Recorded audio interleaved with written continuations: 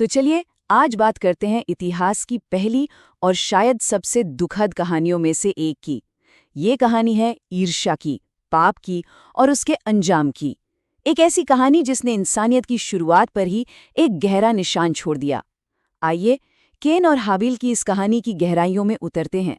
पूरी कहानी का निचोड़ बस इसी एक सवाल में है, और ये सवाल हमें इंसानी फितरत के सबसे अंधेरे कोनों में झांकने पर मजबूर कर देता है।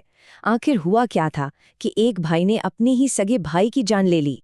कहानी की शुरुआत होती है आदम और हव्वा के दो बेटों से, केन और हाबिल। दोनों ने अपनी अपनी जिंदगी के लिए बिल्कुल अलग अलग रास्ते चुने थे।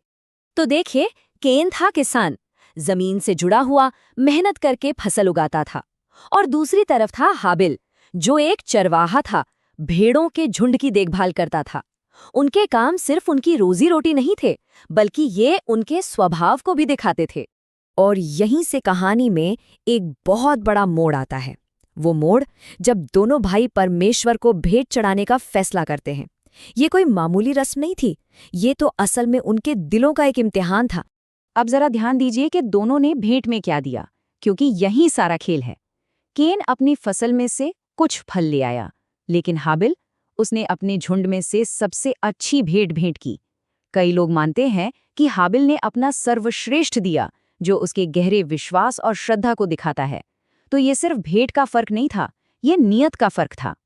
और नतीजा एकदम साफ। परमेश्वर ने हाबिल की भेंट तो कबूल कर ली, पर केन की नहीं।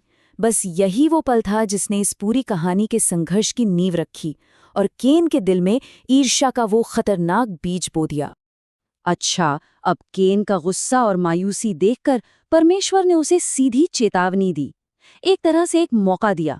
उसे समझाया कि देखो, सही काम करने का रास्ता अब भी खुला है, लेकिन अगर उसने सही रास्ता नहीं चुना तो पाप दरवाजे पर ही हाथ लगाकर बैठा है, हमला करने के लिए तैयार।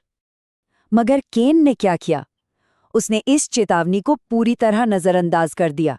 उसने अपने दिल में जो ईर्ष्या और गुस्सा पल रहा था, उसे खुद पर हावी होने दिया, और इसका अंजाम बहुत ही भयानक होने वाला था। और ये सब कुछ अचानक नहीं हुआ, ये कोई हादसा नहीं था, ये एक सोची समझी हरकत थी। देखिए कैसे केन ने एक एक कदम पाप की तरफ बढ़ाया।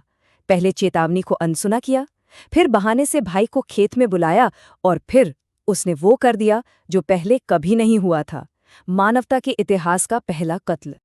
तो कत्ल की बात किया हुआ। अब कहानी का फोकस परमेश्वर और केन के आमने सामने होने पर आ जाता है। अब वक्त था सच्चाई का सामना करने का और अपने किए की सजा भुगतने का। तो जब परमेश्वर ने पूछा, तुम्हारा भाई हाबिल कहाँ है, तो केन का जवाब सुनिए, क्या मैं अपने भाई का रखवाला हूं? ये जवाब इतिहास के सबसे बदनाम जवाबों में से एक बन गया। ये सिर्फ एक झूठ नहीं था, ये तो अपनी जिम्मेदारी से भागना और एक तरह का खुला विद्रोह था। तो इसके कर्मों का नतीजा क्या निकला? एक सीधा और बहुत गंभीर श्राप। जिस जमीन पर उसने अपने भाई का खून बहाया था, अब वही जमीन उसके लिए बंजर हो जाएगी। और उसे सजा मिली हमेशा भटकते रहने की, एक बेचैन घुमक्कड़ बनने की। लेकिन देखिए, इतनी बड़ी सजा के साथ साथ यहाँ पर दया का एक पहलू भी है। परमेश्वर ने केन पर एक खास निशान लगाया ताकि उसकी जान की हिफाजत हो सके, ताकि उसे कोई और ना मार डाले। ये न्याय और दया का एक बड़ा ही अनोखा मेल है। तो सवाल ये उठता है कि इस सदियों पुरानी कहानी से आज हम क्या सबक ले सकते हैं? सच तो ये है कि इसमें कुछ ऐसे गहरे आध्यात्मिक सच छिपे हैं जो आज भी उतने ही काम के हैं। अगर हम संक्षेप में देखें तो 4 खास बातें समझ में आती हैं। पहली, परमेश्वर के लिए रस्मों से ज्यादा दिल की नीयत मायने रखती है। दूसरी, ईर्ष्या एक ऐसी आग है जिसे अगर काबू ना किया जाए तो वो सब कुछ जला देती है। तीसरी, परमेश्वर हमेशा सजा देने से पहले चेतावनी देता है, सुधरने का मौका देता है। और चौथी, वो जितना न्यायी है उतना ही दयालु भी है। और अगर हम बाइबल के बड़े कॉन्टेक्स्ट में देखें तो इस कहानी का एक बहुत गहरा मतलब भी है।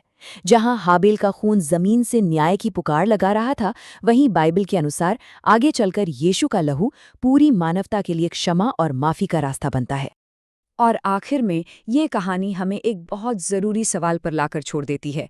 वो चेतावनी जो परमेश्वर ने केन को दी थी, वो आज भी हम सबके लिए गूंजती है। पाप हर किसी के दरवाजे पर मौके के ताक में बैठा है। सवाल बस इतना है कि हम उसे नज़रअंदाज करते हैं या उस पर काबू पाते हैं।